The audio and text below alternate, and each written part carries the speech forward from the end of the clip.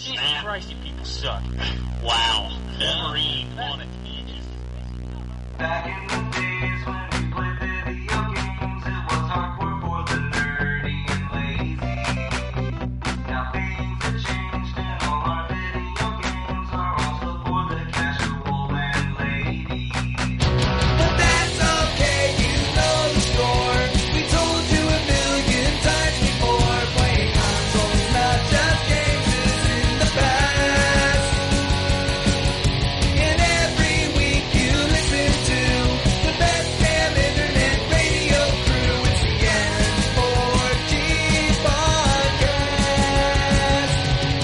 It's the N4G podcast. Alright, it's time for a very Merry Christmas episode of the N4G Radio. This is episode 632 for December 21st, 2020. And there are only 10 motherfucking days left in this atrocious year. But on the show this week, we have the Wombat, So this is Christmas. and we got Anthony. That's all I got. That's all you got, okay. Please refer to me as unmitigated PR disaster from now on. Thank you. Unmitigated PR disaster. Can I refer to you as unmitigated disaster report? Oh, oh, damn it! That should have been my fucking. God damn it! See? All right. See what you did there? Yeah, I see what you did there. All I right. was not expecting what you did there. So Christmas is this week, y'all. So happy holidays to everybody. And I don't know about you, but I'm on vacation. Me too. And I'm gonna take Not I. Oh, you're actually working this week? Yes. Oh, I'm sorry. Yeah, we don't close down for Christmas. You actually work on Christmas? No. Christmas Day will be closed. Oh, okay. Just Christmas Day and New Year's Day. Oh, my company is open, but like But you're taking vacation. I'm taking vacation because I do that every year. I gotta take the holidays off. Yeah. Yeah, I took holidays off this year. Normally, I work like up until Christmas. It gets a little weird because of our schedule, but like because I work nights. But if I was there, I would only be working 3 days this upcoming week and 3 days the week after because of when the days are falling and when managers are actually going to come in to let us in at night. Yeah, I'm back at work on the 28th. I'm gonna go back in, and then we're off. I think New Year's Day. I think we work the New Year's Eve, but I know we're off New Year's Day, so I'll go back in for a short week next week. Yeah, nope. I'm working all the days coming up. Well, I mean, so where my prior job, I had been there 14 years and I was one of the higher ups, so I could take time off this time of year, but then that company disappeared thanks to the machinations of private equity. And so I've only been at this company just over a year, and I've got too much work to do between now and the beginning of the year to take any time off. Yeah, makes sense. I get that. I've done that before when I was first starting out somewhere, for sure.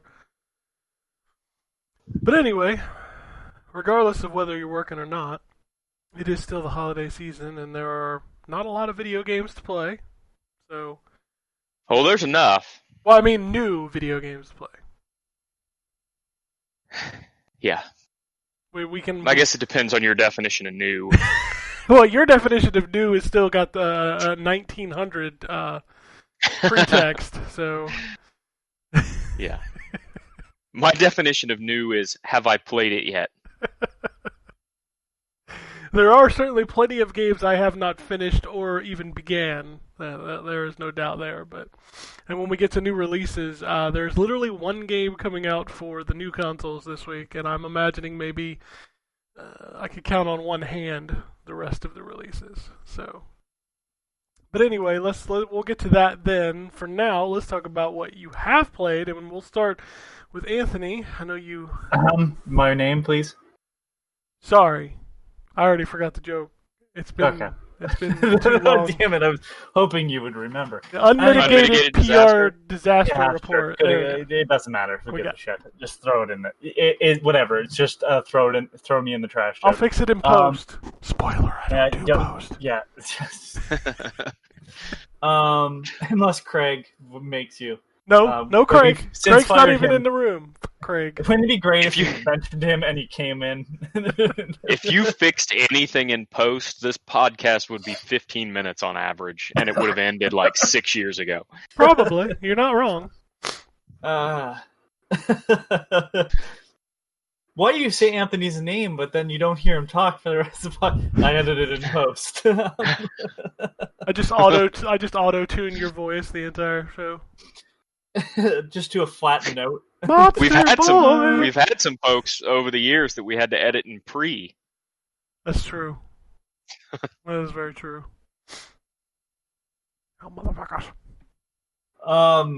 So as I taking this week, as I'm taking the next 2 weeks off, I had to get stuff done this week, including a dentist appointment and stuff. And problem is, we're going into a gray lockdown. God, I hate the stupid terminology we're using here in Ontario, but going into a gray lockdown on Monday, and then it's probably getting worse on Boxing Day from the rumors I'm hearing. So y'all are canceling Christmas too?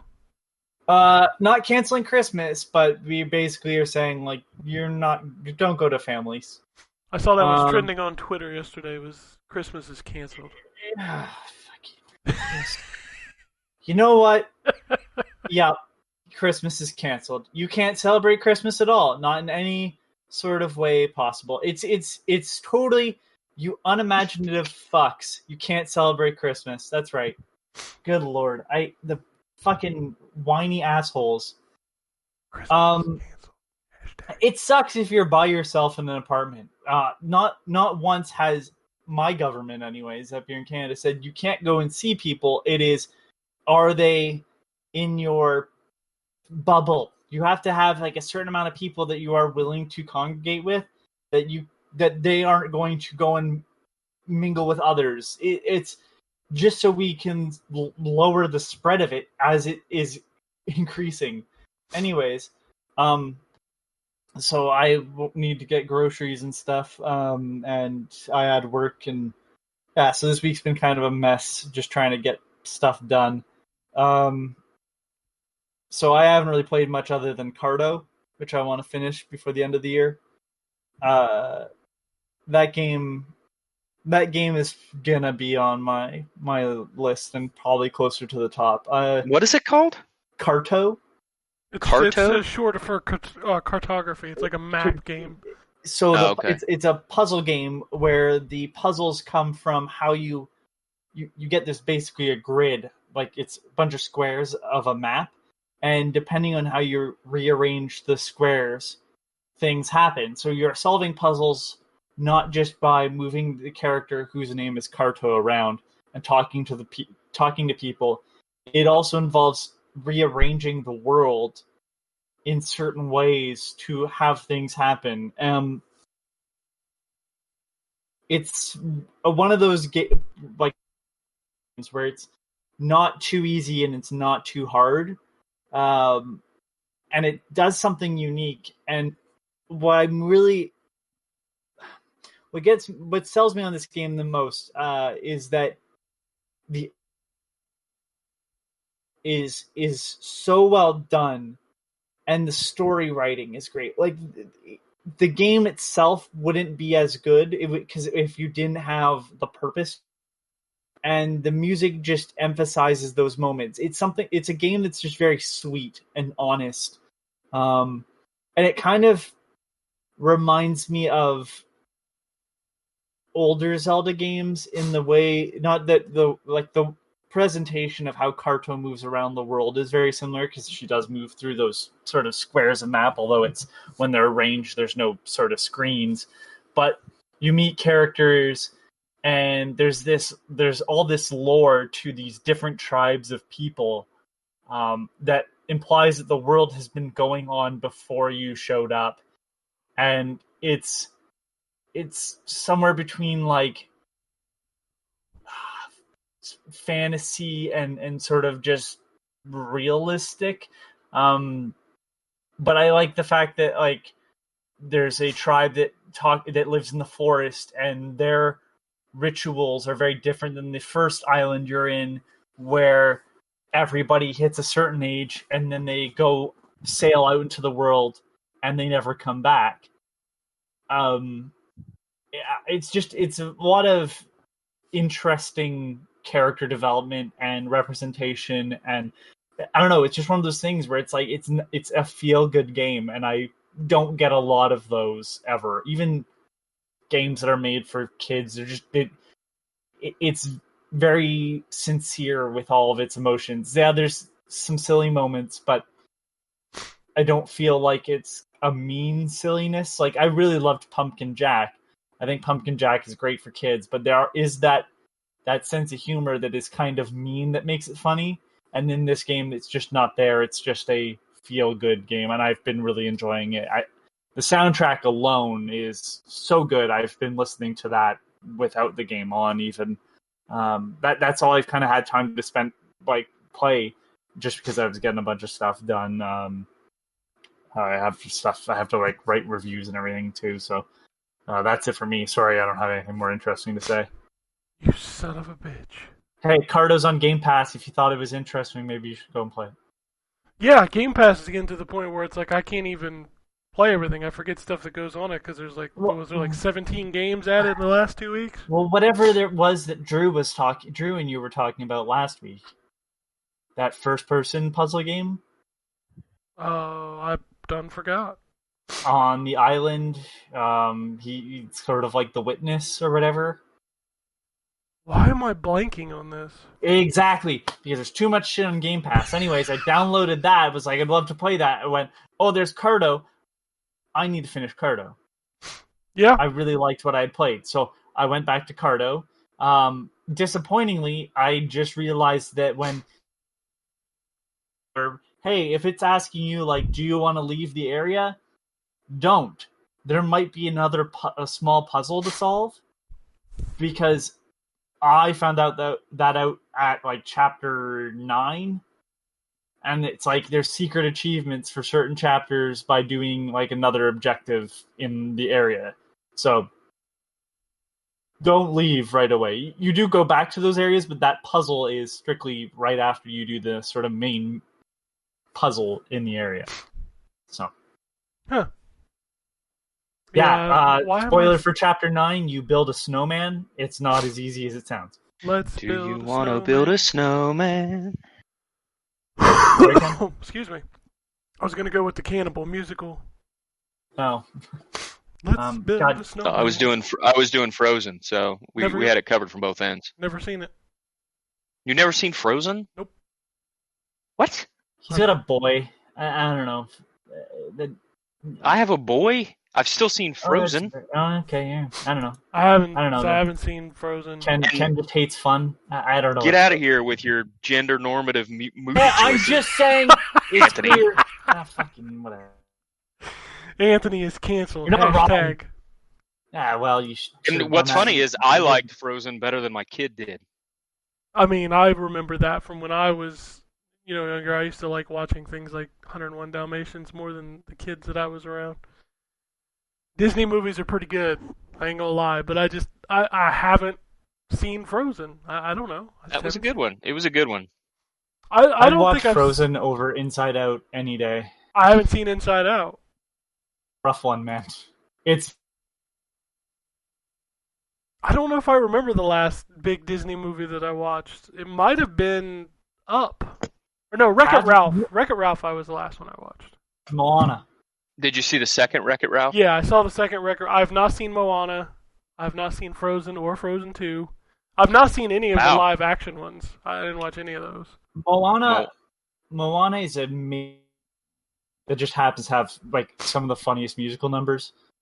But I mean, like that I went. I really hate Disney for not having like their own game studio because all I want to do is just explore the world of Moana. Like it's such a like game. The characters and the little enemies that they find on this. It's so good. What's going on with your? Yeah, you keep cutting out, Anthony.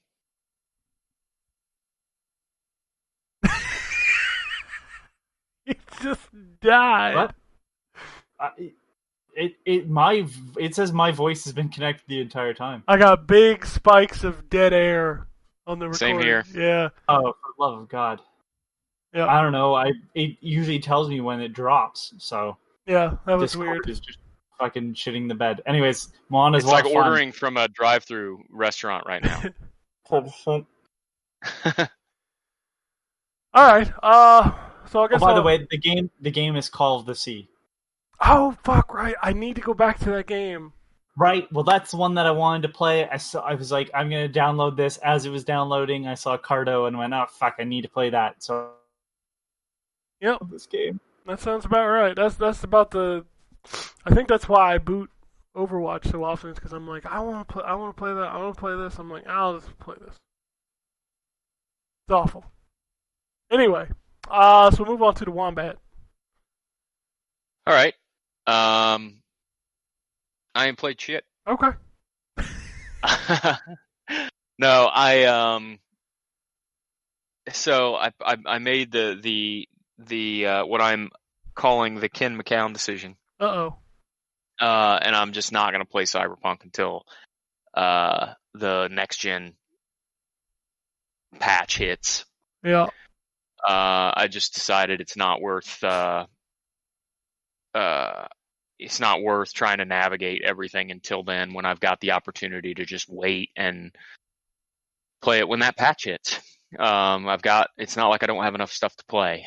So I'll just wait and play it, whenever that happens. Which doesn't, by the way, help my hard drive right now because I'm stuck between, do I want to just delete it and re-download everything when the patch comes out? But then it's like, there's like 100 gigs worth of Cyberpunk on my machine with another 45 gig patch getting downloaded. I don't know if that increases the size or if it lays over top of some stuff, but I might just delete it and re-download it when everything hits because, man, hard drive space is limited. I am curious to know if it's going to be one of those when they patch it, it's basically going to have to download the whole game anyways. No. So the 1.04 patch was a monster. It was like 45 gigs. But the one that they dropped this weekend, the 1.05, was only 17 gigs, at least for me. Well, I never downloaded the 1.04, I don't think. Okay. Or was that the launch patch? That was the launch patch was like 1.03. Oh, okay. I was going to say, because the patch I'm downloading right now is 45 gigs, and it says 1.05, but I'm assuming maybe it's just got the 0.4 stuff in there, too. It may, or it may be different on PlayStation.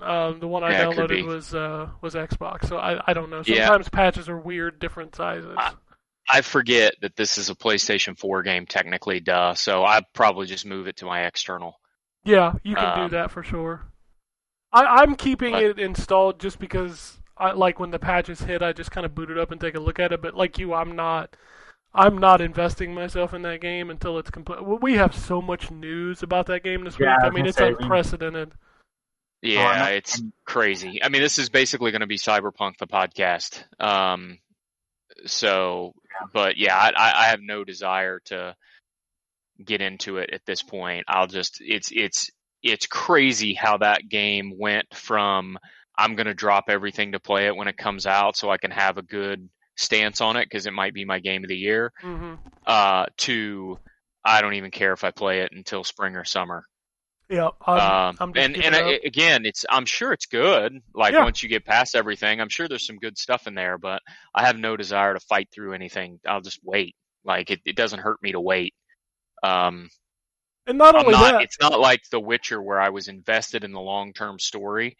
This is brand new, so it's like, what's it matter if I pull a Greedfall and don't play it until 6-8 months, a year after it came out?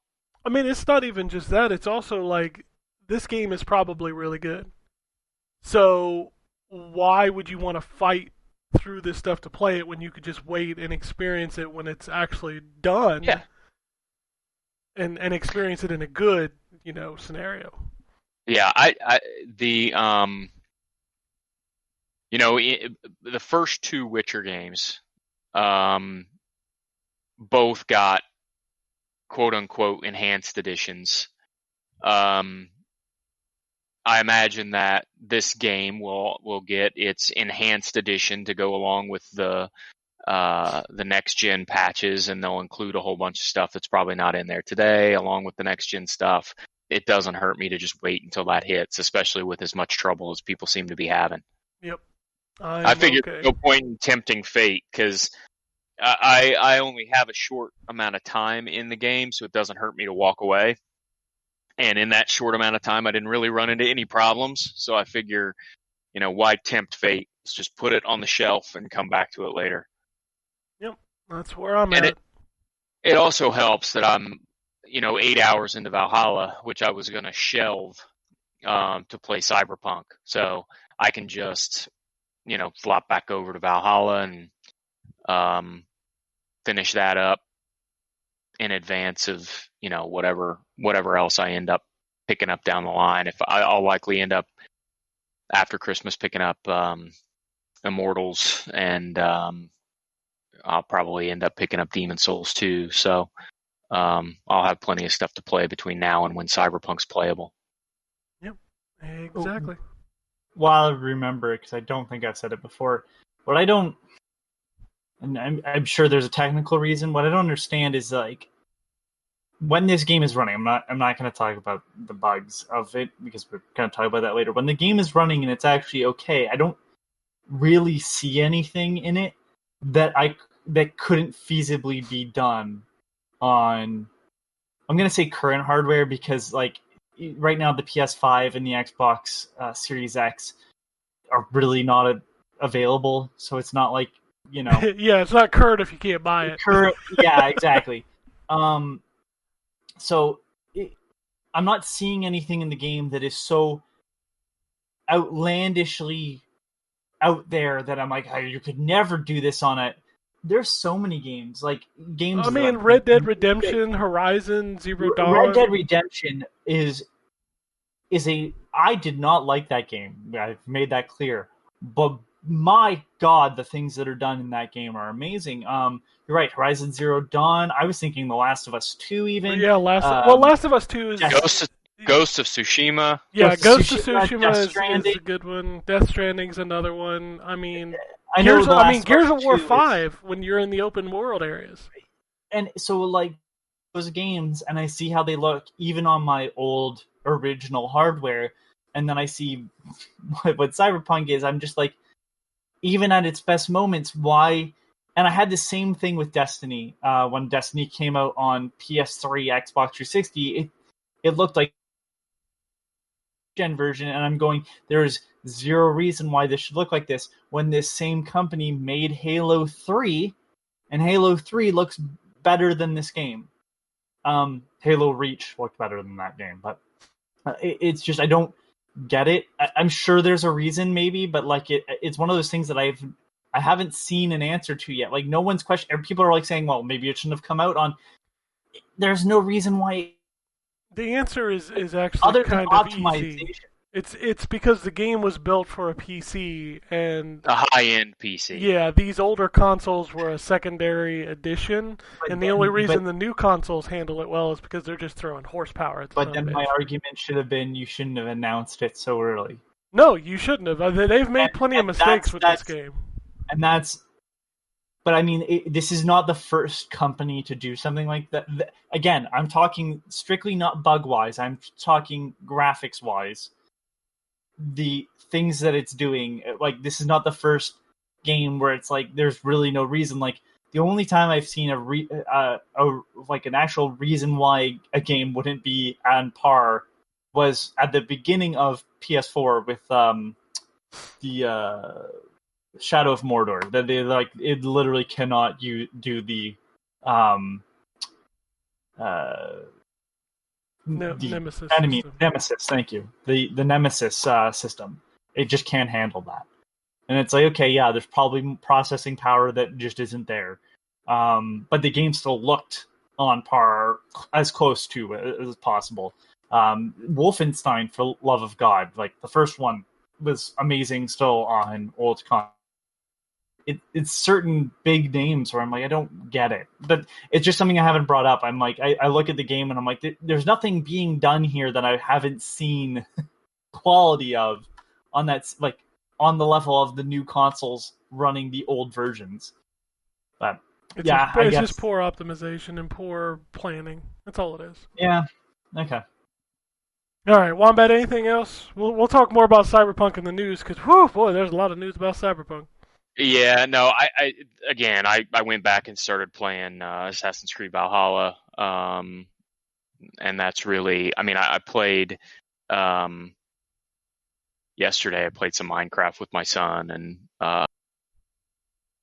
really, that's about it. I really honestly haven't had a whole bunch of time to play games this week. So I did finally, after seemingly forever, submit my Godfall review this week and delete that off of my hard drive. Yeah, I think I'm about to delete it too. I tried to go. Did you see the new patch that dropped for it, where it like changes the what do they call it? Like the input latency or something? Mm-mm. Yeah, there was a new patch. I think it came out like right at the end of last week, and I downloaded it and I went back in the game. I was like, yeah, I still don't have fun playing this game. Yeah, it's just really aggressively average. Yeah. So yeah, that's really it. All right. Okay, so I'd like to tell you that I played a lot, because you guys didn't play a lot, but I didn't play a ton. I can break down the indie stuff that I played this week. There was a few releases. Wilmot's Warehouse, which is a game where you're taking boxes and stacking them in certain spots in the environment. Fine. Freddy Spaghetti. Freddy Spaghetti. That's the Ratalaika jam for the week. And I was going to tell you to skip right ahead to, and then I forgot the name of the company. And I'm like, well, that joke won't work if I don't remember the name. Ratalaika, yeah. Ratalaika's game this week is Freddy Spaghetti. The weird thing about Ratalaika's games is, everything they're putting out now is Series X enhanced. I don't know what the difference is, but it causes my Xbox to make it install on the fancy hard drive. Oh, but this game is literally you're a piece of spaghetti, and you aim the analog stick and use the left and right triggers to flip the end of the spaghetti to move through the environment. That's literally what it is. Wow. Yeah. Yeah. Video games, man, right? And think these guys put out a game every week. Every week Crazy. There's a new game. I played a game called Catch. It's with two T's, Cattch. And it is just a little puzzle platformer. It's fine. Very colorful. A game called Colossus Down. This is a game where this game is kind of dark, even though it looks like an Adventure Time cartoon. The story is about this little girl who gets mad and creates a giant mech. That the first level, then she takes the mech to the school and destroys the school and murders people. But it looks like Adventure Time. I don't know how I feel about that. Yeah, I didn't think anything about it because my son was in the room watching me play it, and then I walked through the school and blew somebody up, and their brain fell out and blood went everywhere. I was like, you probably shouldn't watch this. I just don't. And this is a great idea. I don't know. That's just a very weird thing. It's a very weird game. It's like a, I mean, as far as a game goes, it's fine. It's like a left to right side scroller with like a Streets of Rage kind of faux 3D up and down, moving in and out of the plane kind of thing. It plays fine. It's an interesting game, but the like concept of it, of her, like when you get to the end of the school, you murder the principal. Yikes. Yeah, like it's a little twisted. And I was like playing it. I was like, Yeah. oh. Even my son walked, like before I even told him to leave, he's like, I'm disturbed. I'm gonna leave. Yeah, that reminds me of this is a very weird indie poll, but there was an indie jam before indie games were kind of as known as they are now, where somebody submitted like an RPG game, and like it was less of a game and more of a talk about what's okay and stuff, but like, yeah, it's like maybe don't do that type of stuff. Yeah, Like there's a way to do it where there's a game, I had to look up the name of it, from the Behemoth, makers of Alien Hominid, among other things, called Dad and Me, where you are the small child of a gigantic purple man, and you go around and beat the shit out of other kids. okay. But nobody really looks like people, and it's very dumb. Like, the joke is that you're just terrible people, not so much the going and killing of kids. Like, you're beating them up, but I don't think you ever kill anyone in that game. I don't know. Just something weird about it that rubs me the wrong way, knowing that you go and kill the principal and stuff. Yeah, normally that kind of stuff doesn't bother me, but like the just the concept behind this game, I'm just like, nah, I don't think I need to play this. Like, maybe I'm being too sensitive. I don't know. Well, anyway, the other game I played was called Synthetic Ultimate. It's a twin stick shooter, but it's got that really bad control where like you aim with the right stick, but you're moving like a cursor, and like it doesn't. I don't know how to explain it. Like the cursor doesn't lock to where you're pointing it. Like you've got to constantly move it, and it just never feels good. So I didn't care that much for that game. A couple of games I did. I'm playing a game that comes out this week that I can't talk about yet, called the Hong Kong Massacre. I don't know if you remember that. It was in a Switch Indie Direct, kind of like a realistic-looking Hotline Miami kind of game. And imagine That game was announced a long time ago. yeah, it's literally coming out this week on Switch, and Has it been out on other things? it might be in early access on PC. I don't know. But think of it like a realistic-looking Hotline Miami with stranglehold, slow-mo diving stuff. And the only thing that I'll say about the game before review, or before I can actually talk about it, is that maybe it's time to stop putting everything on the Switch. That game came out in January of 2019 for Windows and PlayStation 4. Really? I was gonna say, I'm pretty sure it was like a PlayStation event that I first saw it, but I Wow. can't remember for sure. Okay, then I have no idea why I can't talk about it, but maybe Because you're playing it on the Switch, Ken. maybe it's time And to... that makes it, you could have a 20-year-old game and they'd still be like, we can't talk about it. Like, really? Hey, It's literally Flashback ported to the Switch, but okay. I don't know. I play games on the Switch now, and I'm just like...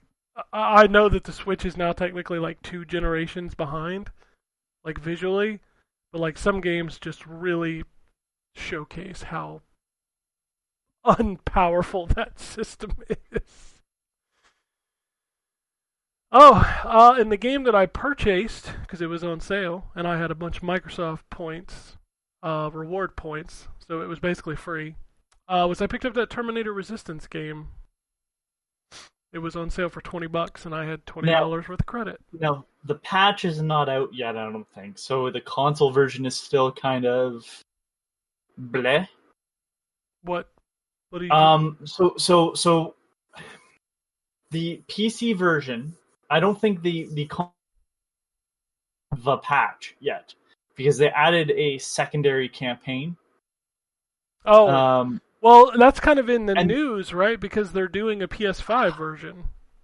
Well, that's just it. The PS5 version, I think, is going to have a DLC campaign as well as the campaign that was added to the PC version, which has been getting updates frequently, which weren't coming to the consoles for a while. Now, they are going to go patch the old versions, thank God, but I bought the console version wasn't getting the updates, and it wasn't known at the time that they were going to.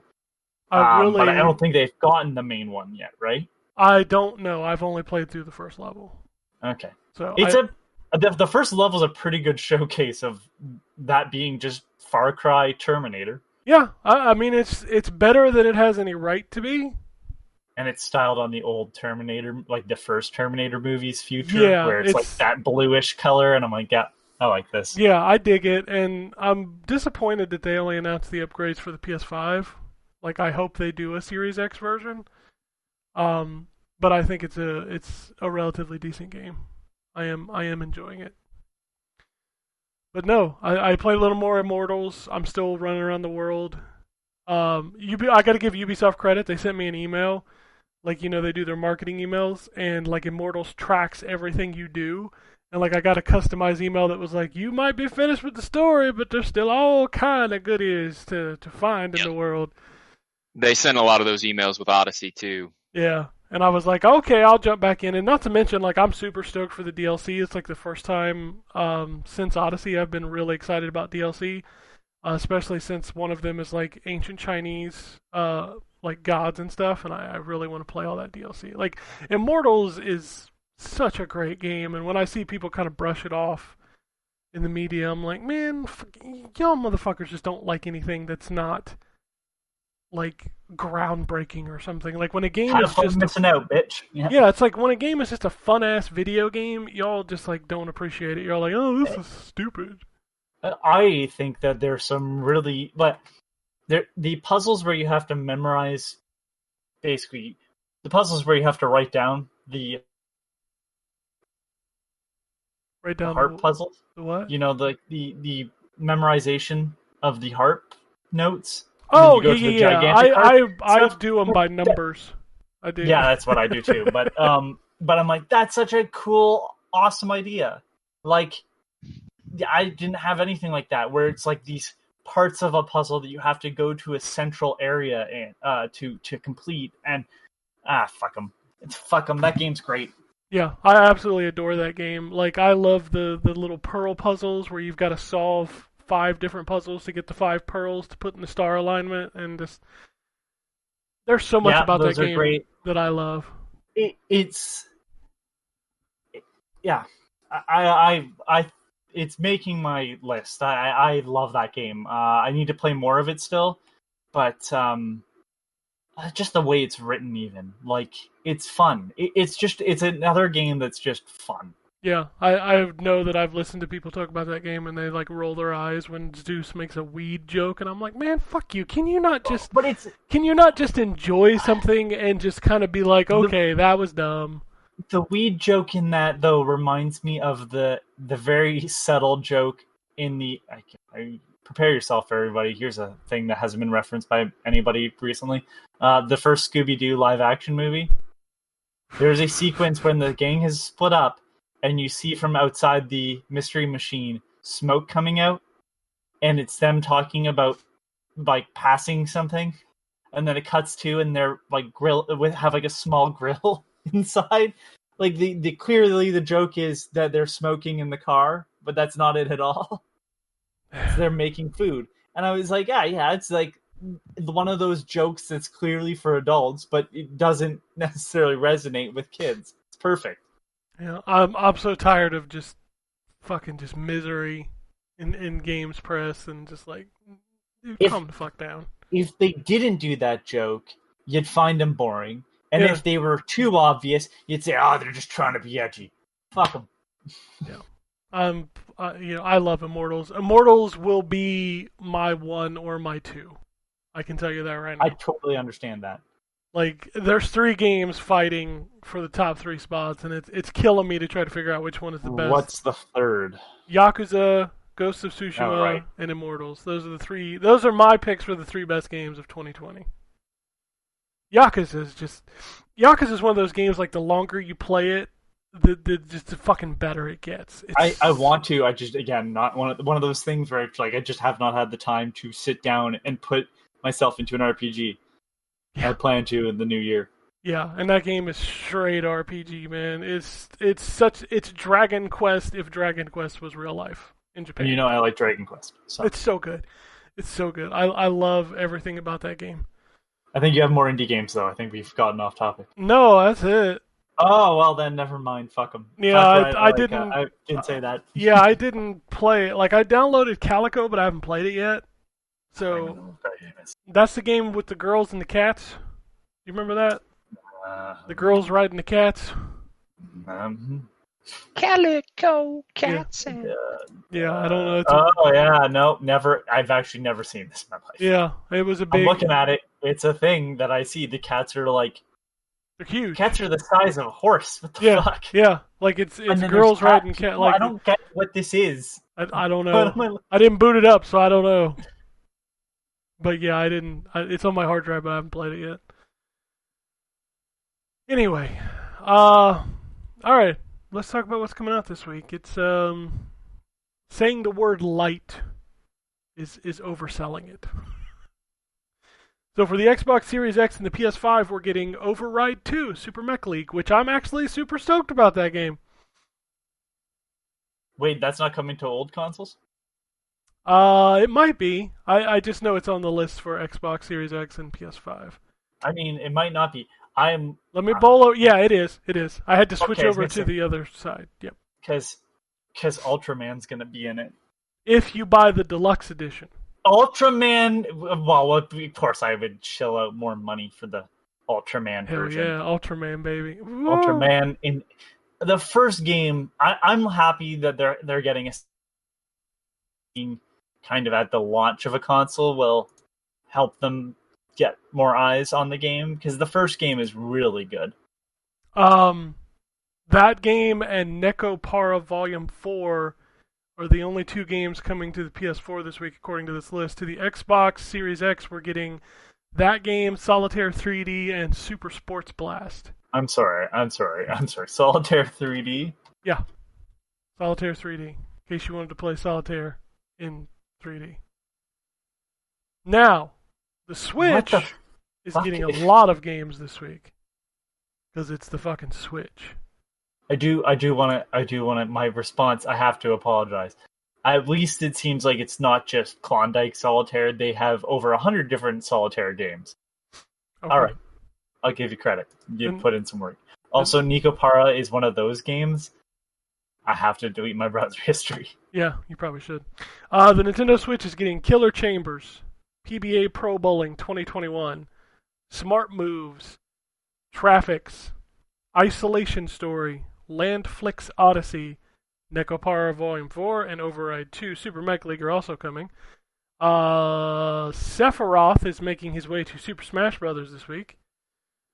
Drunken Fist, Super Meat Boy Forever, Death End Request, Elliot, JDM Racing 2, Cowl's Treasure, Kingdom Tales, Columno, Spirit Arena, The Last Dead End. Then we got a handful on Christmas of Bit Trip Beat, Bit Trip Core, Bit Trip Fate, Bit Trip Flux, Bit Trip Runner, and Bit Trip Void. Also Candy 2048 Challenge, Dungeonoid, and Match 3 Pirates Heir to Davy Jones. So yeah. Oh, and Hong Kong Massacre is out on Saturday. There's five fucking games coming out on Saturday. Cube Life, Island Survival HD, Door Kickers, Dungeon Top, and the Hong Kong Massacre. All out on Saturday. It's Door Kickers, I think, is like a first-person Hotline Miami, actually. Good so that's Lord. like two games that are very similar. So basically... Oh, no, sorry, correction.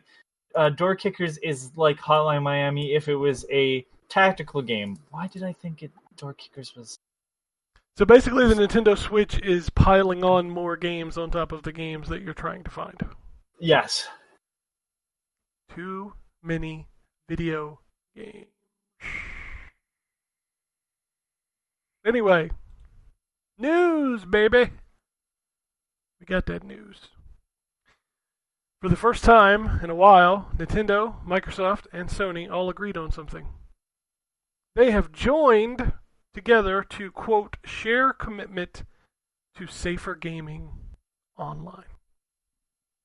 Basically, they're all teaming up to make tools across platforms to make playing online a more pleasant experience. How that will come about, I don't know, but they all did come into agreement for it. It was actually headed by Dave McCarthy, corporate VP of Xbox Operations. I wonder if Nintendo will share their anti-dick algorithm. I mean, they should. We all need an anti-dick algorithm. It's still one of the most fascinating things of how they got that to not be how they tried to figure out all the ways to draw a penis so you couldn't do that on Miiverse. I mean, all you gotta do is play Cyberpunk. There's plenty of dicks in there. In fact, that's a patch note. Did you see that? That's a patch note. They're decreasing the number of dildos in the game. The fact that has to be a patch note. Yeah, that's a patch note. So if you thought there were too many, good news. They're taking some out. So, EA announced this week that they have come to an agreement to purchase Codemasters for $1.2 billion.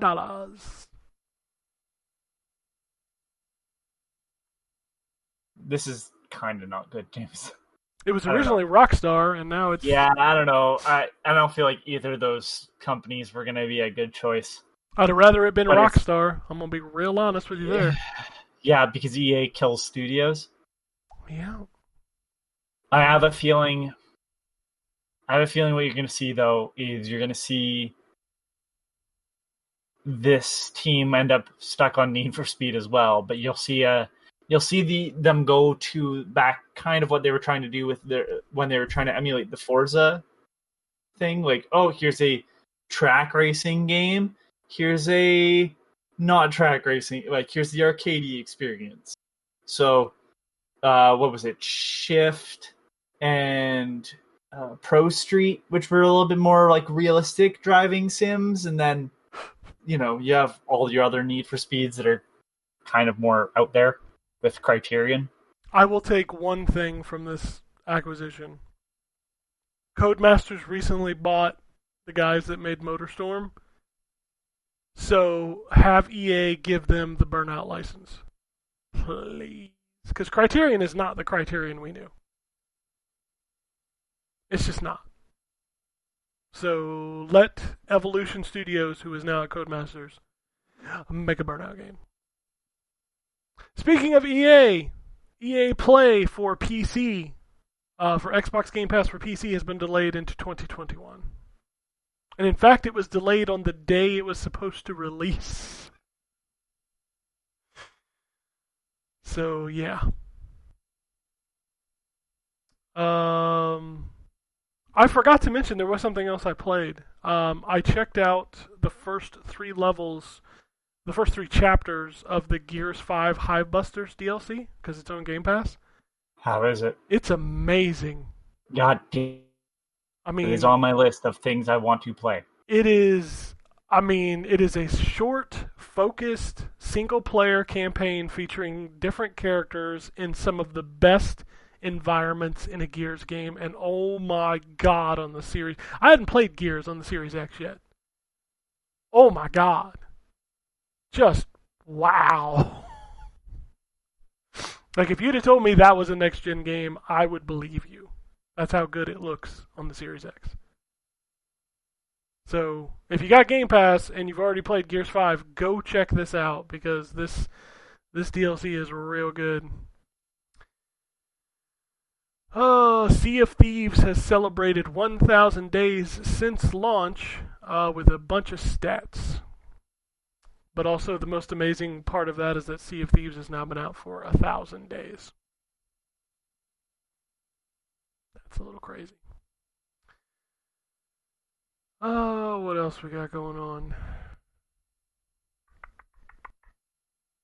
I'm trying to go around until we get to the CD Project Red stuff because that is just going to eat most of the new. Ghost of Tsushima got an update that includes costumes based on Sony franchises, including Horizon Zero Dawn, God of War, Bloodborne, and more. Yeah, for I'm gonna have Legends. Yeah, I'm for gonna have Legends. to jump in. I have not played Legends at all. Goddamn, I want that Shadow of the Colossus. Yeah, Costume. that Shadow of Colossus one is cool looking for sure.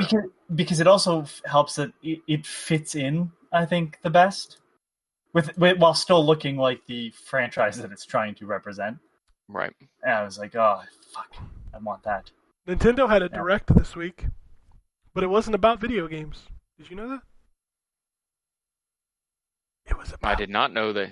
Yeah, it was about their Nintendo World. It was about Super Nintendo World, which is funny because a bunch of people in America watched it, and y'all motherfuckers can't go. Yeah. It's in Japan, and you sure as shit ain't taking a plane to Japan right now. Yeah, they ain't letting you in. No way. Japan's like, no, y'all stay the fuck out. I can't blame them. We're all stupid. We're all over here spreading this virus like crazy. From what I've heard, it's not like great Japan either about that though. I don't care. I would die to go to a Super Nintendo Oh. World. Especially if you could have been there with Miyamoto, Oh yeah, me and as Miyamoto happy popping as out of he the is. pipes, man. Come on. Be great Looks like a time. child in a candy store, Yeah, or a child in Nintendo World. I'm 100% down with that. Sorry, got choked up there thinking about Super If you're Nintendo not World. down with that, Maybe you'll be down with this. Cyberpunk is fucked. Oh, So- I wish you'd known. I would have segued into this with another piece of news. oh, you got something before we talk about Cyberpunk? Oh, yeah, we can. So let's pretend that never happened, so we can kind of segue in.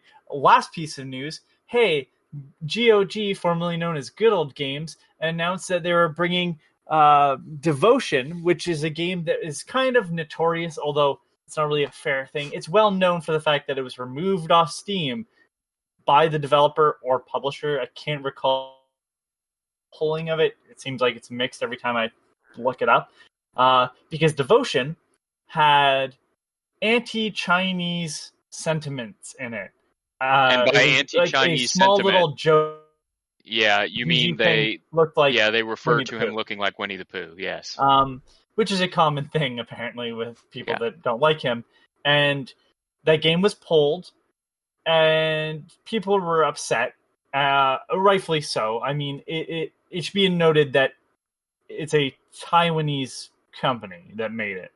I hope I got the country right. But yes, you it's got like, it right. okay, thank you. So it was big when it was coming back. I think it was going to actually be self-published this time, and they were going to bring it to GOG. And then, like within like a couple hours at most, GOG said that they had received a lot of feedback and decided not to carry it. Feedback from gamers. Well, the feedback on their posts said otherwise, and a lot of people criticized them for basically bending the knee for the Chinese Communist Party. And rightfully so. And guess who owns GOG? That's right, CD Projekt Red, who also made Cyberpunk. It's a fucking disaster over there. Holy shit. So PR fucking disaster. here's where we are. So we've already alluded to the fact that that game is kind of broken. And they've been patching it like crazy. CD Projekt Red has apologized. They've also done a few interviews that seem to throw some people under the bus. Apparently the higher-ups were more interested in launching that game than actually finishing it and making sure. They've admitted to hiding the PS4 and Xbox One versions of that game from public eye. Yeah, which is really shitty. Yeah. To the point where Sony has entirely removed the game from the PlayStation Store. You cannot buy that game currently on the PlayStation Store digitally. Now, Microsoft came out the day after and said, hey, we're offering a full refund, which, by the way, Sony is doing as well. Microsoft is offering full refunds for anybody who is not satisfied, but they are not pulling the game. There is a warning if you go to the store to buy it now. There's a big warning on there that says, hey, this game may not be all that well optimized. So, Yeah, I think the other thing and you may have it coming up, but just in case, I think the other important thing to point out here is that CD Projekt Red came out and said anybody who wants a refund can get a refund. Yes. Clearly without talking to Sony first. Yes. Or retailers, for that matter. Yeah, and they basically just kind of threw it back at everybody and said, hey, anybody that wants a refund can get a refund. And then Sony was like, wait, what? No, hold on. Okay, what happened? No, I was just going to say that was Sony going, wait, gotcha. hold on. Yeah. And so I really feel like the delisting was as much about that as it was about the quality of the game. I think it was as much about Sony throwing their weight around, and not in a bad way, but Sony throwing their weight around to say, listen, if you're going to go out there and you're going to tell everybody that they can get a refund if they want one without talking to us, then we're just going to delist your game. Well, actually, I have some inside information on why they delisted it. Okay. So, I don't know if you've ever tried to get a refund from Sony, but it's damn near impossible because they have a blanket refund policy on digital games. So in order to make an exception for Cyberpunk to allow anybody to get a refund, they had to delist it. Oh. So that's why they delisted it, is because in order to offer every single consumer who purchased that game a refund, they had to take it off the store. The only other game to ever get this treatment was Afro Samurai 2. They had to delist it because they had to refund basically everybody who ever bought it. Basically, you're not getting you can't get a refund if the game's not broken. Yes. And if the game is broken, you can't sell it. Yep. So therefore, they are not selling it, so it's considered broken, so you can get your refund. Yeah, whereas Microsoft is more lenient on their return policy for digital games, so they don't have to delist it. They can just make an exception for that game. I was like, kind of like, yep, there it is. There's the thing. But then Best Buy is allowing you, within a certain time period for sure, but they're allowing you to return opened copies. Same with Amazon has announced it as well. The last time you were able to return an open copy of a video game, I do not recall. Yep. Like, that's how bad it was. For example, the awful launch of No Man's Sky didn't get pulled, and you could not return copies. Fallout 76 did not get this treatment as well. Right. Shit. It feels again as that a lot of this treatment is not just the performance of the game; it's the way that CD Projekt Red's handled it. Yep. I know that this launch has cost the founders of CD Projekt Red $1 billion in wealth. Good. Yeah, absolutely. I heard that some investors are going to try to sue them. Their stock I don't know how dropped. well that far. Their stock dropped like a fucking rock the day after. Yeah. Well, and they had to know that was coming, which is, just another piece of shady business. Like, you conceal the fact that, so it's important to note here, while the consumer side of this is obviously the most important side, there's the investor side too, where, you concealed the fact that these games that this game was just not going to run on a series of consoles that made up most of your pre-orders. Yeah. Like that, if I were an investor, I would not be happy about that. No, I'm sure that they are. All I know is that CD Projekt Red took every bit of goodwill that they've had, that they've built up over The Witcher 3 and all these free DLCs and all this. They basically just shot it in the fucking penis. And I thought, and the reason why I wanted to use the GOG is segue, because even though they're owned by the same company, right? Like it's the same company, but it's a different section, and they burned their goodwill too. Like, how the fuck do you manage to have two unrelated disasters happen? Now you might say, well, of course, the one for GOG is nowhere near as big, but it looks so bad to do that while you have this other disaster going on that hasn't been actually handled fully yet. Like, holy crap.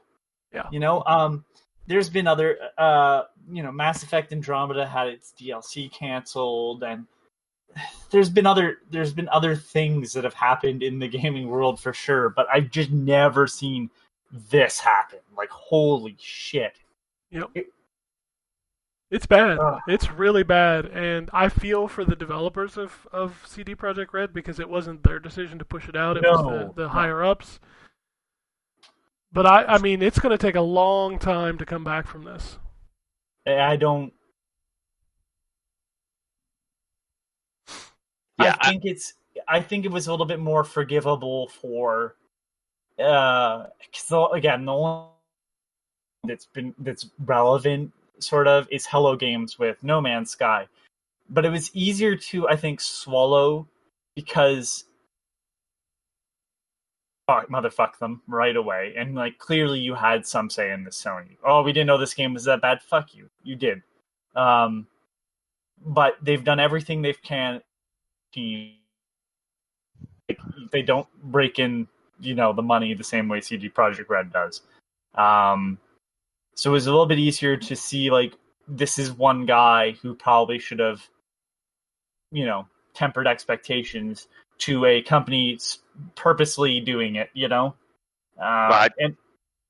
sorry. No, go ahead. Sorry, I didn't mean to. I was going to say, the only thing that I can think of is, like, they really have to have that turnaround, but I don't know if people are going to forgive them like No Man's Sky, has kind of been forgiven in the grand scheme of things. Like, I just don't know if that's going to happen. I think, generally speaking, the reason the outrage for this has been as aggressive as it has is because of the reputation that CD Projekt Red had before.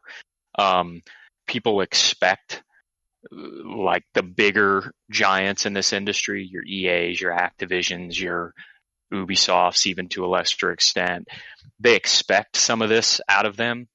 They expect some of the sort of corporate shenanigans. I mean, we're not that many years removed from EA being voted the most evil corporation in the world, which is silly and was silly at the time, but it's the kind of sentiment that people have towards that publisher. And, I think because CD Projekt Red had the reputation that they had, this time around feels more like a betrayal for a lot of people, because they had followed this company, at least partially because of the, positive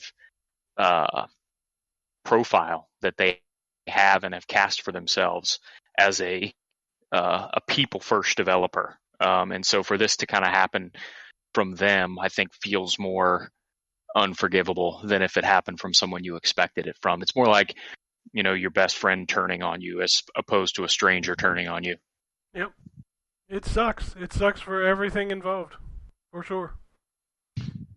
Another kind of disaster that I remember happening was Ubisoft, because you mentioned Ubisoft, with Assassin's Creed Unity, which wasn't nearly as bad as Cyberpunk is, but like did have a lot of issues, and I can't recall what my father took, but I got that for my father for like Christmas or whatever it was. I got it for him, and he ended up, because you had to log in through the Ubisoft account, they sent everybody like an email apologizing for the state of that game, and then offered them Far Cry 4, which was just released recently as well, for free.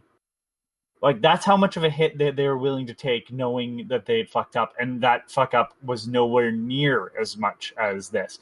And I'm surprised that CD Projekt Red hasn't even done that. Like, they really haven't.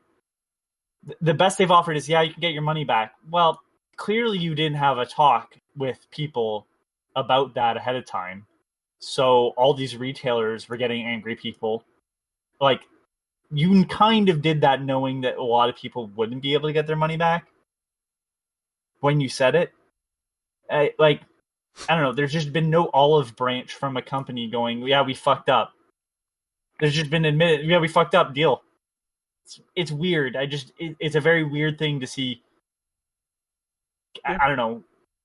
When companies fuck up, they try to do something to earn some goodwill back, and there's just been none of that at all. It'll be interesting for the next few months to see how they kind of handle this. The one thing that I want to point out is, like, anytime there's a tweet about this or somebody criticizing it, there are people in the comments defending CD Projekt Red. I'm like, don't do that. Don't do that. Don't go into the comments and be like, well, how'd you expect this game to run? You shouldn't have put it. What did you expect? You're running a base console. And I don't know. I was expecting the game that they said was going to come out when they announced it before the PlayStation 5 or the Xbox Series X was even a thing. Like, was even announced. You know? Maybe that. I expect a game you're selling for $60 on a console to work on said console. Yeah, to work. Yeah. That's the thing.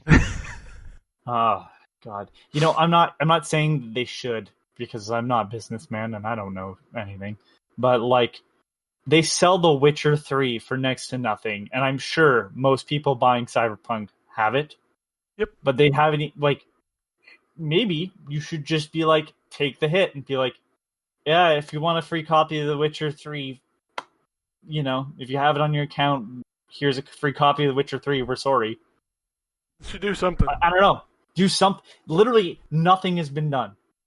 GOG didn't even really address other than saying, gamers complained. Nothing. Yep. What happened? What happened over the last, like, little bit that you just decided, fuck it. We can just be shitty now. And I get it. They're a company.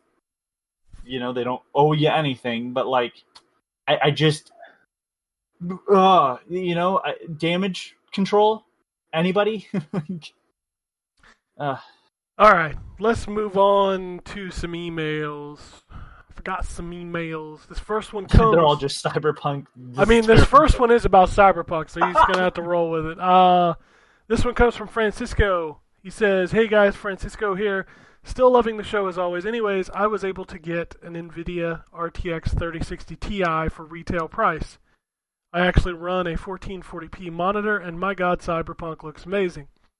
I've only ran into 2 bugs in 20 hours of gameplay, but nothing major, so no big deal. I'm seeing that this is mostly an issue in old consoles. When I saw the first teaser trailer almost 8 years ago, I said, no way this game is going to run and look good on Xbox One and PS4. Sadly, I was right. The fidelity of this game and the amount of work on all the textures and view distance, not to mention the details on buildings, wires, cars, etc., and even without ray tracing, the lighting is quite good. Me being a PC gamer and knowing a lot about technical details of what it takes to render games and how taxing good lighting can be, wasn't all surprised with the issues it has. Anyways, I know I am extremely lucky to not be having issues on it and being able to play on decent PC hardware. Anyways, I truly hope this game gets a lot of fixes and more people get to enjoy it the way I am. Like I said, I'm 20 hours in, haven't done a single main mission after the prologue. Keep up the good work and happy holidays. I'm sure there's plenty of people out there that haven't had an issue with the game. I'm just going to say one thing. You can play the entirety of Grand Theft Auto 5, a game that still looks really good, in first person. And not, again, you can address the graphics issues by making certain changes that don't lead to what you have on old consoles. I have a base PS4 and a base Xbox One. I didn't get Cyberpunk because I was going to wait for reviews, and then apparently the answer was don't buy it. And now I can't on PS4. But, like, you can't... You can say, like, well, I saw it, but you're going to tell me that Horizon Zero Dawn doesn't look good or Death Stranding doesn't look good on a base PS4? Sure, it's going to look better on a computer, right, with the highest-end hardware or a new console. But there's no reason why Cyberpunk performs the way it does, outside of poor optimization. That's it. Because there are games that do it well, that aren't even first party sometimes. Like, Grand Theft Auto 5 is not first party to anything, and it still looks great. Now, that is probably the most aged example I can give, because, I mean, it's built off of a PS3 game, but, like, it looks fantastic. You're inside of a car, the whole car is detailed. You know, you don't have a ton of pop-in when you're in first person. So, I don't know, it's one of those things where it's like, there's no reason why it couldn't have run decently. Because it doesn't run very well at all. That's all. But I'm glad that some people... I'm glad that the PC experience isn't, borked. Yep. Completely. So. Just don't be that asshole online that's like, well, if you had a nice PC, eat a dick.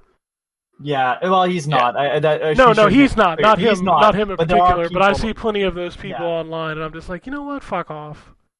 Yeah. I get it. Our $300 consoles are not as good as your $3,000 PC. No shit, they shouldn't be. Anyway, email number 2 comes from Iorkara. Merry Christmas. Oh, no. Hey yo, it's Iorkara. Boys, I managed to get myself a PS5 on launch day. Loving the console. It's beautiful. I didn't tell my wife, but I told her a present was coming for our daughter. They opened it, and they were not happy. She said the console looks terrible. Sorry. Anyhow, the console itself is amazing. The controller is even more impressive. That Astrobot game is so much fun, and I really hope they're working on a full $60 game for it. I'd buy it day one. Having said that, I've played Minecraft the most on it. Okay. I love here's the gift for our daughter. Ah, it's a PS5. Excuse me while I go play Minecraft. I'm waiting for the ray tracing update. The option is there, but unable to select it at this stage. Should be coming soon, I guess. Guys, I just want to say it looks like we're all doomed. The aliens are either coming or we are going to destroy each other on this amazing planet. Humans can be the absolute worst. You won't get an argument from me on that one. Anyhow, my mates and I often talk about the end of the world. Trump, aliens, Kanye, and all things awesome on our podcast. What bros think? Tune in. I'd love to hear feedback from you guys or an Apple Podcast review. It would actually mean a lot from you guys. Kind of makes me think. Let me pull up my review I did on Apple Podcasts. Date 11 years ago. Oh my god. Hi everyone, I want to say that N4G Radio is by far the best weekly game-related podcast today. The crew of the show are fantastic and funny. It is truly the best you can get. There's some more Aussie reviews on there as well. Ken, I'm sure you can pull them up. Crazy, I did that review 11 years ago. I actually started listening before then. Anyway, never missed a show. Anyhow, guys, 2020 is the year of the pandemic. 2021 seems to be the year of vaccines / recession and food shortage. 2022 is hopefully a step forward. 2023, who knows? All I know, all reading and podcast listening I've been doing, in the end, nature wins. Enjoy the time you have. Time and health is precious. Watch more porn. It's about the tamest Eeyore email I think I've ever read. Except that it almost sounded a little bit threatening. Precious. Like, okay, is that a threat? Is what? Like, you cut out again. Oh, yeah, I've been cutting out the whole time, I'm sure. Never mind, fuck it. The ending sounded a little ominous is all. The world is ending. Yeah. The world's been ending since I was born, so...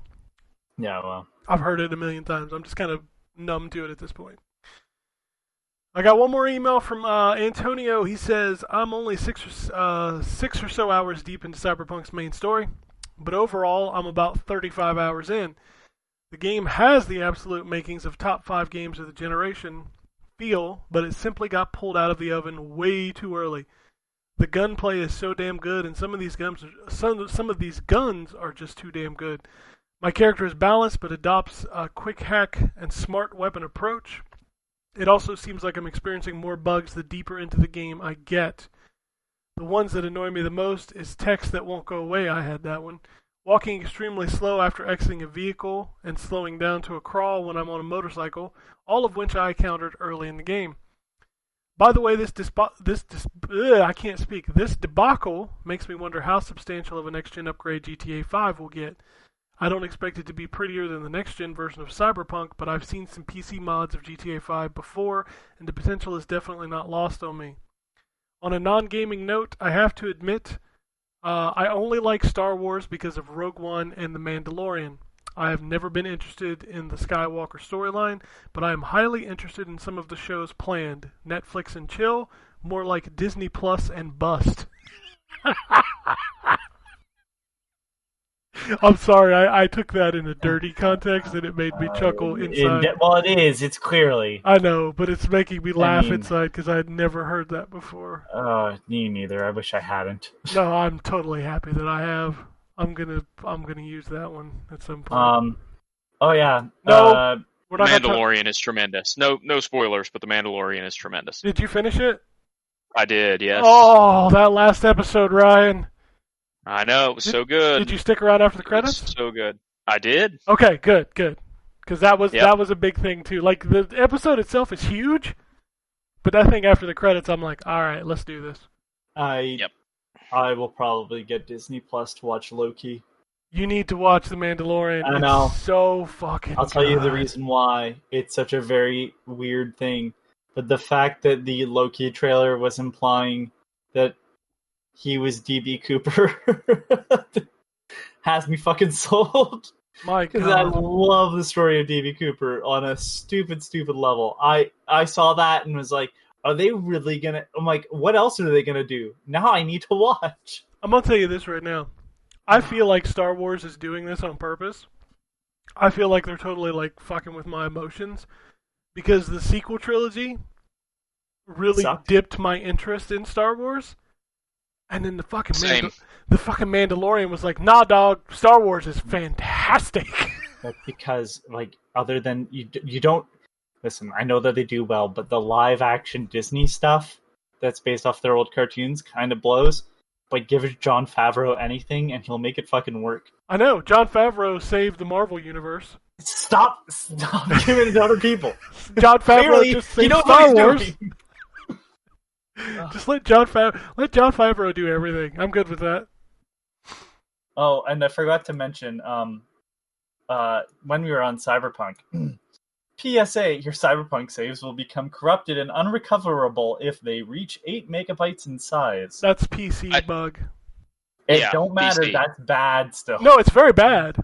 And I'm not saying that the consoles won't have save bugs eventually, but right now, you're safe on a console. Right now. Oh, Lord Next week, almighty. you might not be, but right now. Yeah. Right. Anyway. Back to Mandalorian. Yeah, I need to watch it. I need to watch a lot of things. Trust me. I know. Mandalorian is so good. Makes me super excited for all the stuff they announced, like Obi-Wan and other things that I can't say because it's actually a spoiler for the Mandalorian. Moana is getting a series. I'm hoping it's on par with the movie, but I don't know. I'm excited. Like Disney Plus is great, and then with HBO Max announcing that like all their movies like next year are going to be straight to the server. Like I'm watching Wonder Woman this week. That's cool. Oh, that's right. I forgot that kid was coming out. Yeah, and I can just watch it in my home. You know what I mean? That's fucking cool, dude. Like, I want to do that. Like, all the movie theaters should have done that. Like, that makes me wonder when Black Widow is going to drop on Disney Plus. Yep. It's got to be coming. So, I don't know. It's a great time to be a nerd. I'll just say that. For sure. All right, we got some. I'd say the last 10 years really have been great times for a nerd. It kind of started with the Marvel Cinematic Universe, and it's just like everything we wanted as children we now have, and yet some of us are still miserable, and I just don't understand it. I heard that they're bringing back Abomination. So does that the Incredible Hulk movie now? The Edward Norton one? I don't keep up with the behind the scenes stuff for Marvel. I just watch and enjoy the movies. I just that movie's kind of just okay. I mean, yeah, it's I don't know. probably one of I'm the not so great MCU movies, but still, there's a lot of great movies in there. It's like Mark Ruffalo as the Hulk is way better. Well, obviously. All right, I got some tweets before we get out of here. It'll be a shorter episode, so everybody can go and enjoy their Christmas. Adam from NZ wants to know, can I ask, what the fuck is a Craig? Piece of shit. Come on, voice Craig. recorder, piece of crap, who comes in and goes, now recording, and then doesn't. Yeah, So- dude. Now recording. And then he leaves like 10 minutes in. He's like, And "You you're like, done recording." they can't record that channel. Like, all right. So yeah, Craig was a bot we used to use to record the podcast in Discord, which it was a great bot. It recorded everybody's voice in a separate channel. It was really nice. And then for some reason over the last 6 months, it started to fail. And then the last month and a half, it's just like every time we use it, it dies. And it's just not 20 worth, minutes at most. Yeah. Like, yeah. it's just not worth the hassle anymore. So I went back to using Audacity, which is probably why the sound levels are not. Because I did actually, like Drew is always very, very loud. So I would always tune his track down during the, when I would go back to remix it. Because it was literally a separate track. And it was nice, but And it's not the developers of Craig's fault. It's I think it's the fact that like Discord got an update and it's locked him out of certain parts of Discord, so Craig doesn't work anymore. and why would this he happened- fix it? Because he didn't get paid to build it. So No.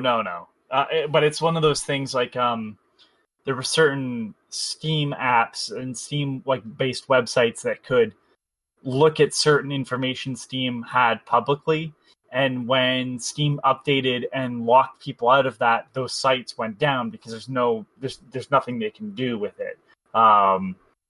Like there's ways to find like, oh, these games are being received well but aren't selling a lot, so why don't you try these out and stuff, and that went away when Valve updated Steam. So it's that type of stuff, like, third party apps, they crash.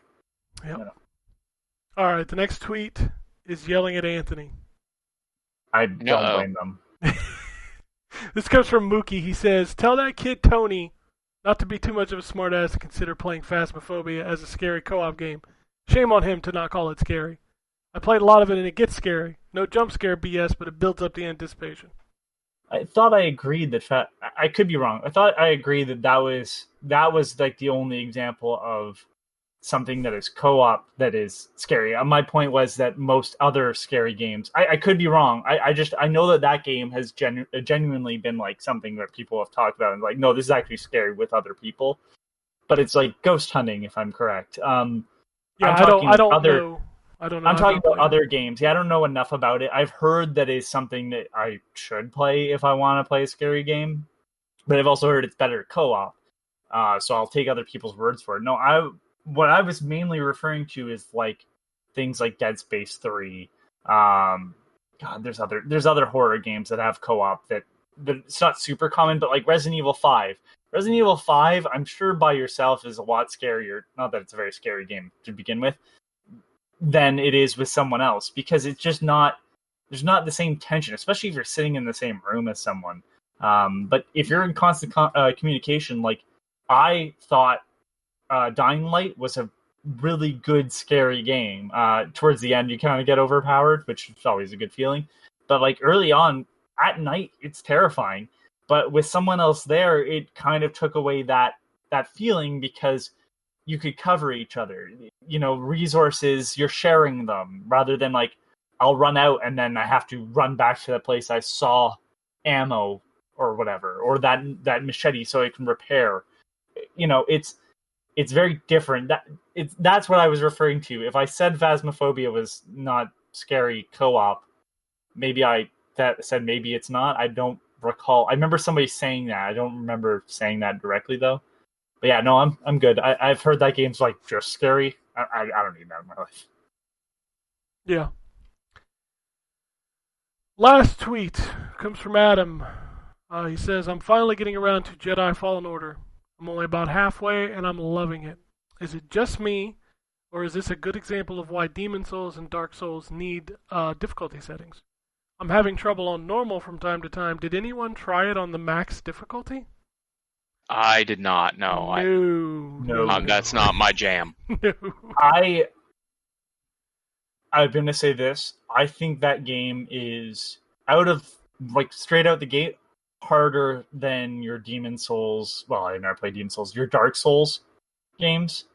I also don't think it's as good at teaching you as Dark Souls is to make certain. Is so absurdly hard in certain places that it's almost unfair, in my opinion. Especially when you're on the slides later on. Oh, fuck the slides. That's not the game difficulty. That's bad design. No, but it's just... Oh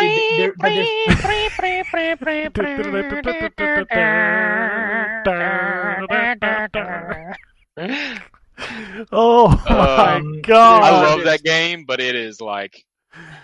It's like every 5 minutes. It's like, what can we use here? Oh, I remember. A slide, like from Mario 64. Yeah, and then it's Was like... that what you were singing? Yeah, the Mario Yes. 64 Oh my slide god, theme. I could not recognize it. Yeah. Oh, The fucking penguin race? Fuck that penguin race. yeah. And now I understand you were trying to make like a banjo sound, but it was brutal.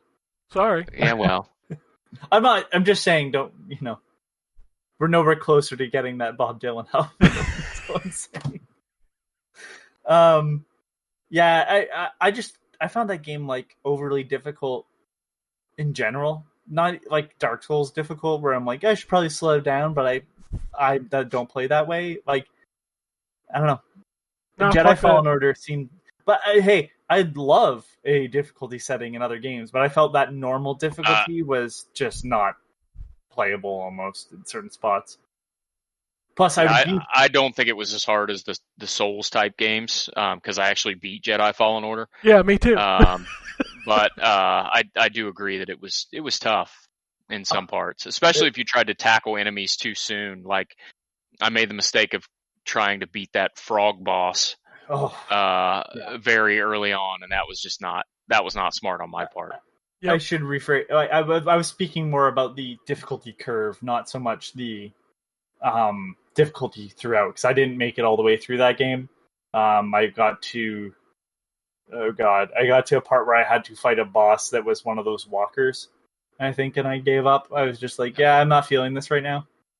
There's a couple really cool battles with walkers in that game. Yeah. This there was are. on top of the base in the forest, Yeah, there's more. and it Okay. kept shooting bombs, and I was like, I'm not enjoying this.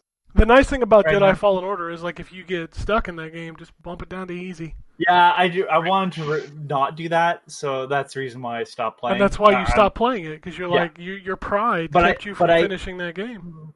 But my issue was that like certain elements, it's not set up in the same way as a Dark Souls, where it's like, okay, next time you won't run around corners.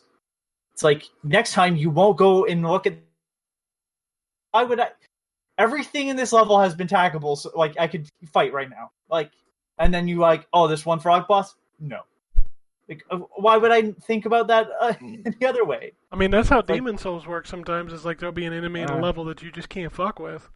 Yeah, but they're usually tucked away, and like this was like, now there's a big hole in the ground, and this is a giant enemy, but it's like, I think I can take it. The issue I had actually though was with the, oh god, it's the hard planet with all the mall type people. Yeah. Yeah.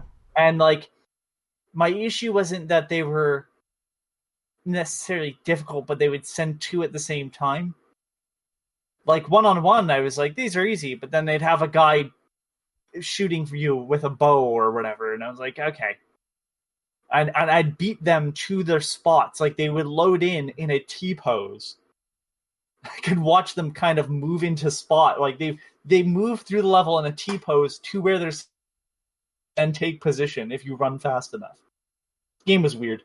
I like it, but it was one of those things where I should have dropped the difficulty earlier on. The patches they put into that to where you can get the extra costumes and stuff, and now the fact that it runs at a locked 60 on Series X, I've revisited that game a few times, and I still like it. I liked I was a big fan of that game. From the story I played, I liked it. I did think that game just kind of started off a little bit too hard for what it was. Like I didn't die right away in either Dark Souls or 1 or 3. I wonder if we're going to see Cal Kestis in any of the Disney Plus stuff. I thought we were going to see him this season, honestly. Yeah, I kind of thought that too, but then they went a different direction.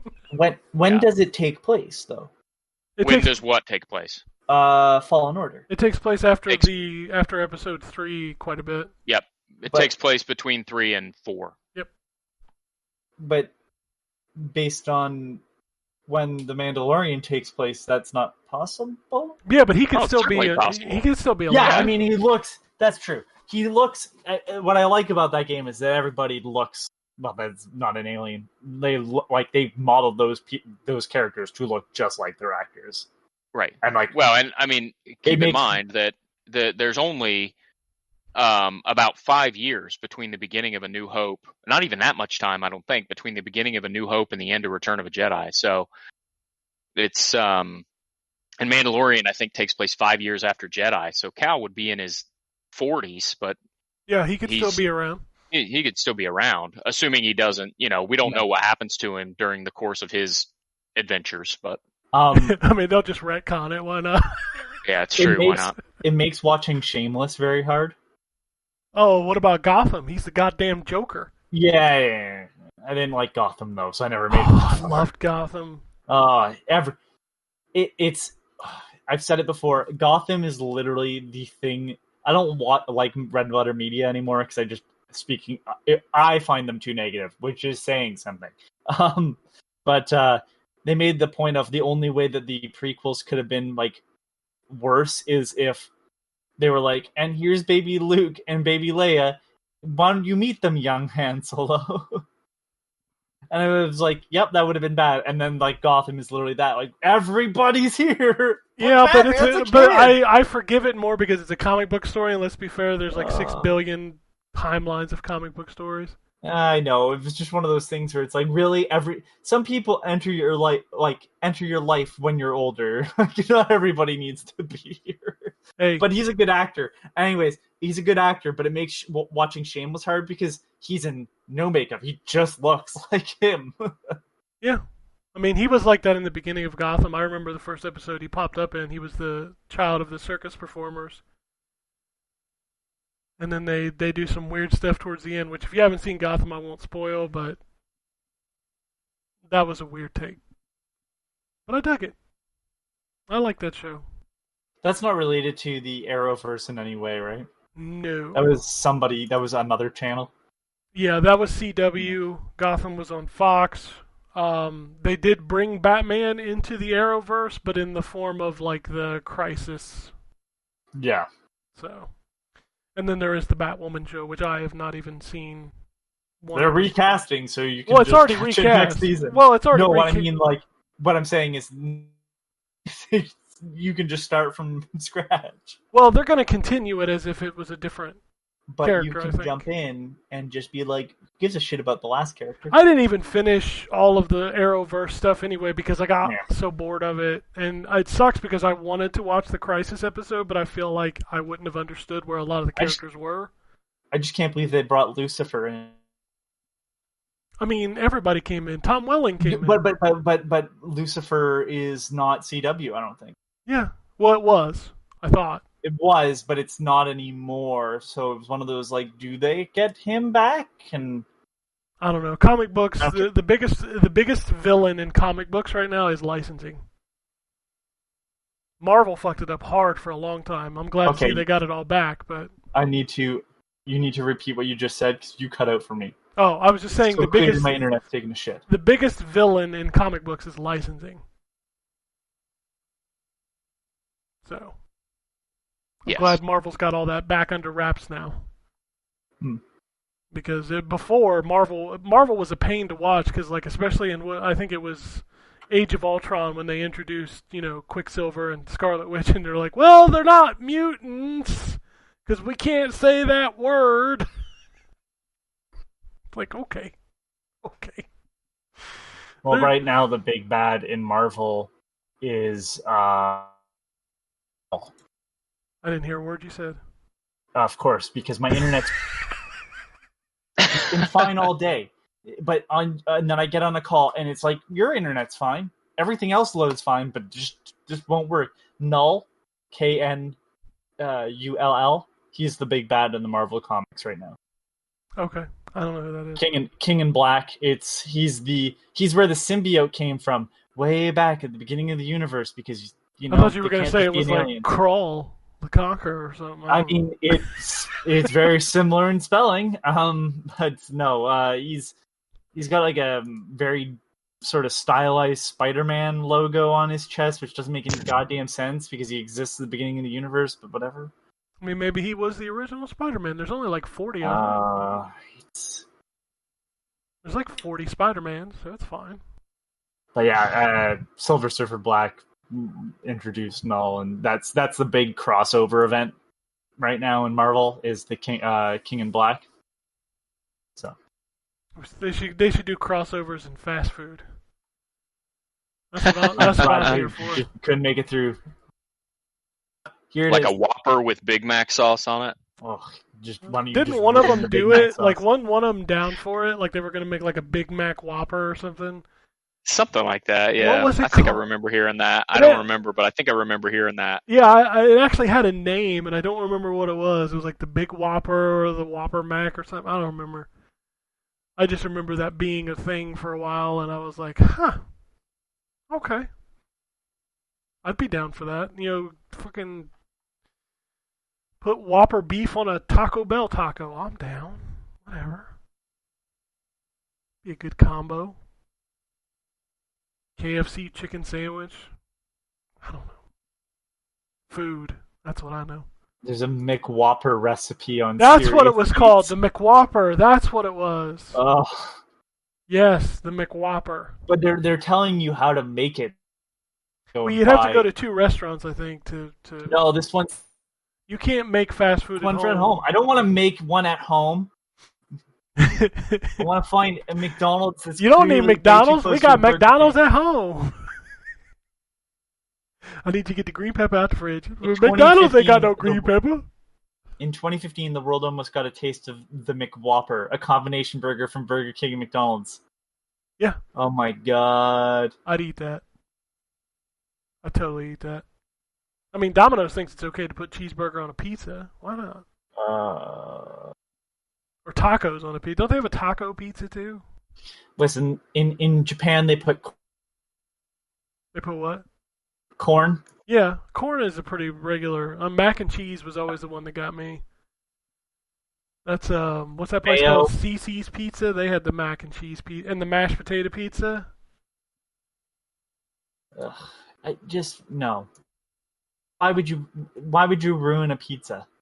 I mean, some people put fucking pineapple on pizza and they ruin it. That's not my fault. I love pineapple on pizza. Pineapple's not a ruiner. I don't like pineapple, but why don't you just get pineapples and anchovies? I mean, at that point, just pour salt onto the fucking pizza. I mean, the best pizza around here locally is covered in salt. It's delicious. I ain't gonna lie, it's fucking delicious.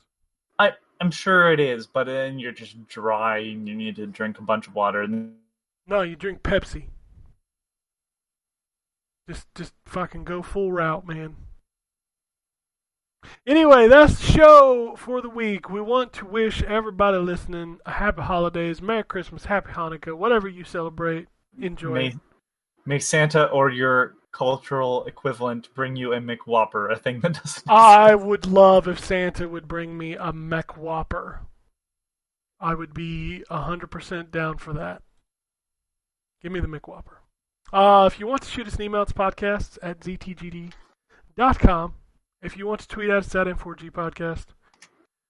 If you want to follow us on Twitter, I am at ZTGD. Ryan is at WombatRP. You can follow the site at ZTGD Content. Phoenix Down still going on. Dead Space 3. Christmas horror time. And that's about it. I I don't know if we'll have one more show for the year. That's up to you and my internet. I hope I cut out during that whole sentence. Probably did. No, you were fine for that one. Next, if we do have an episode next week, maybe it'll just be something stupid because when we come back in January, we'll be ramping up to our Game of the Year awards. I think if we do a podcast next weekend, it should only be about fast food. I'm down with that. You know, Drew wants to All right. do a Supernatural podcast with me. I know. I don't want to be there for it. I didn't think you want to be there. I don't know a reason why you would be there, but I would do a Yeah, I fast don't food watch the show. podcast. I'll do a Yeah, fast fuck it. food Let's podcast. just do it. Then we don't have to talk about games. Everybody's like, why don't you just get to the food part anyways, I'm sure. I'm such a Anthony's nasty. takes on video games are terrible. At least he seems to have some taste in fast food. I don't have taste. Having taste in fast food is like a misnomer. It's like that's not. Incorrect, Ken. Incorrect. Good lord. That horse shit. You tell me Popeye's chicken that's been sitting out and is now cold is better than a nice warm bucket of KFC? No, I won't. Exactly. Are you You kidding do. me?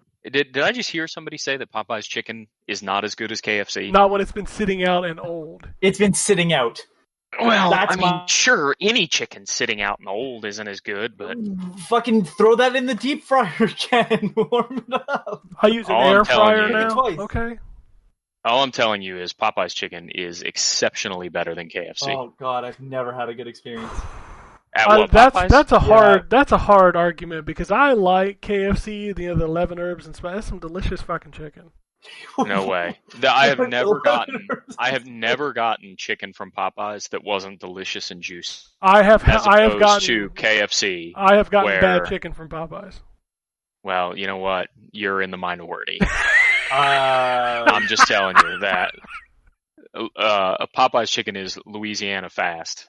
Or Louisiana fast. Louisiana. Their shrimp is good. For fast My food favorite shrimp, I shrimp. mean, Have it's you had fast their- food I mean, shrimp, it's so deep it's not fried it's shrimp. not excellent. Have but you had that chicken sandwich that everybody raved about for like 3 months? I've had that chicken sandwich, yes, multiple times. Is it better than Chick-fil-A? Because Chick-fil-A is It is pretty better good. than Chick-fil-A. That is it's a also bold less statement. homophobic.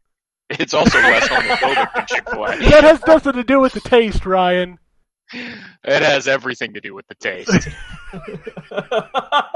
All I know is I know that, and I call it bigot chicken. That's what I call Yeah, Chick-fil-A. that's what it is. If But- Jesus' tears aren't salting this chicken burger, I don't want it. It's fucking delicious, though, Ryan. I'm sorry if that offends people, but Chick-fil-A is delicious. Oh, It just God. is. I don't agree with their stance, but I agree with their taste in chicken. It's delicious. No, the Popeyes chicken sandwich is much better tasting. I've than not Chick-fil-A. had it. I've not had it. Popeyes has better French fries. That's for goddamn sure. Well, yeah, I don't care last for the time I've waffle gotten- fries. Well, no, but I mean like just the horrible fries at KFC. Oh, the fries at Lord. KFC are not fries. They're just some fucking abomination of potatoes. I don't know what they are. Moist, yeah. Well, why don't I just throw all these moist, damp noodles in that are made out of potato? Oh, cool. Yeah, no, I don't awful. want any part of KFC fries. I'll get them on occasion, but they're not where I would go for French fries. Yeah, I would no. definitely take Popeyes French fries over KFC for sure. Then again, I'm very picky about my French fries. I don't like a lot of fast food fries. I think most of them are kind of gross. I like Wendy's. Wendy's is the worst. Fuck you. Wendy's used to have the best Yes, Wendy's used to have Before the they best. changed- in the States. before they changed to this natural potato bullshit. Well, not they I don't do need that. my French fries to be natural potatoes. No, I want them to be the most unhealthy bullshit I've ever put in my body. That's what I need French Yeah. fries to be. Oh my god, we gotta save this for the next weekend, boys. You act like I don't have an infinite amount of fast. You act like we haven't been talking about fast food on this podcast since You- 2006. I understand that. This is just a teaser right now for what you're gonna get next week, and then at the end of the video games for 10 minutes. Oh yeah, do y'all play video You were games? you were in junior high when we started talking about fast food on this podcast. What? Sorry, what year? 2006 is when we started. God, I would have just been starting high school. Yeah, see? Yeah. We were here before then talking about fucking Walmart brand fudge stripe cookies and fast food. Oh yes, and various like Right. blue drink and or purple drink. I Yeah. just want to note that if either of you saw my albums that I were releasing that I put up, that's literally 2006. Yeah, well, the all I know is I would have much rather that would have been albums that came out when you were 13, because the albums that came out when I were 13 were better than the albums that came out when I was 14. I had to narrow it down. All I can say is that boy, Timbaland really had his hands on everything that was big at the time.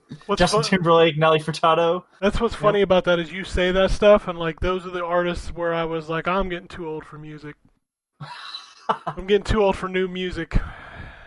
Hey, Scissor Sisters, I Don't Feel Like Dancing. That came out that year. Yeah, Great song. yeah, that's a little past my prime. Anyway, that is the N4G Radio for this week. Like I said, if we do a show next week, it will be just a fun time, end of the year kind of thing. We hope you all enjoyed 2020 as best you could. Let's all hope 2021 is the best, what's the word I'm looking for here? Recovery year in the history of the world? Because if it gets worse, I don't know. Anyway. Unless anybody has anything else, like I said, enjoy your Christmas, enjoy your holidays. Hope you get all of the stuff that you asked for and more. Peace, bitches. Alrighty, and it goes something like this. Epic fail.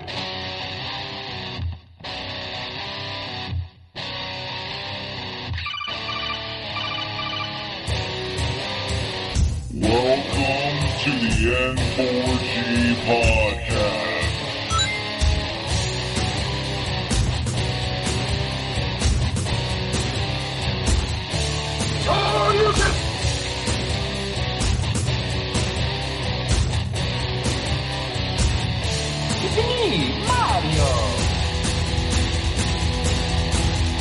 Zero tolerance. This is going to be a very interesting episode. Gavin time. Greetings, programs. I got lost trying to find my way to the secret underground N4G Radio lair. The Wombat. And I always live being angry. Killer Wolverine.